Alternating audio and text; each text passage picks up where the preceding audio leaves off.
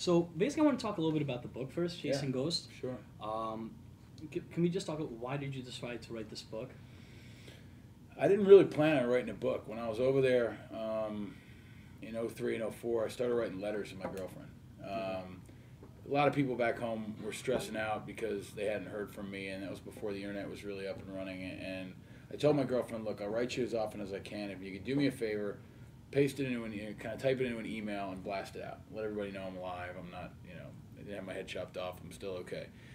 And by the time I got back, the list had kind of grown. I didn't realize it, but she started passing around the letters to more and more people.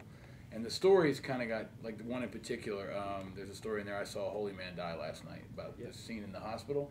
That really got kicked around a ton. And a couple people said, you should put it together in a book. And I didn't really want to dump my whole life into a book.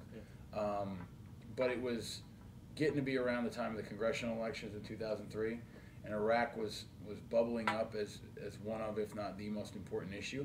And I felt like people hadn't heard what a grunt has to say.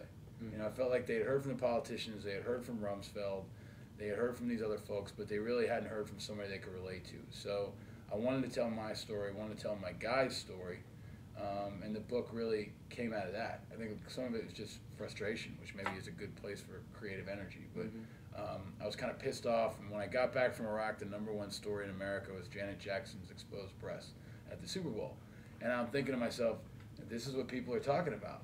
And I kind of wanted to shake people a little bit and say, hey, this is what's really going on over there, at least from my standpoint. And also kind of see how it all fits together. Okay, that's what's up. And I wanted people to get a sense, too, of like, what are we listening to? What are we reading?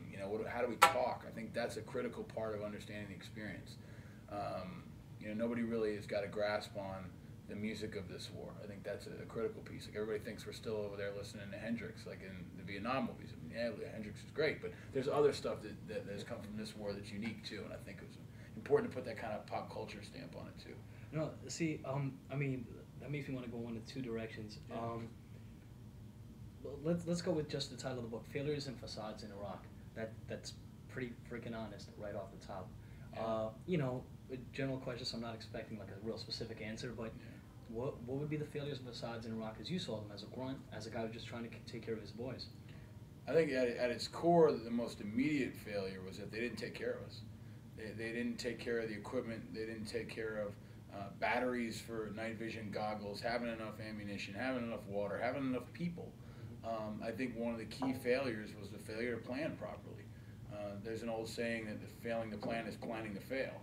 And I think that a lot of the suits in Washington that didn't have any skin in the game didn't think this thing out. And they thought it was going to be over quickly and that we were going to be greeted as liberators and rose petals in the ground and all that crap. And when it didn't happen, they didn't have a backup plan. They didn't have the pieces in place. And I saw firsthand that my guys were suffering for it. They were having to scavenge through junk piles to armor our vehicles. They were having to write home and say, hey, Mom, Dad, go down to Walmart and get us some batteries or whatever it was we needed. So I think that very core failure was the most personal for me, because when you're in a unit with, in my case, 38 guys, that's your family, and you don't want anybody abusing or disrespecting your family. So that was kind of a key failure that I think could have been avoided. And then there were other policy moves like disbanding the Iraqi army, failing to have enough troops, not having a real coalition going in, not having enough interpreters. I mean, at the biggest levels and at the smallest levels, it was a really short-sighted, narrow plan.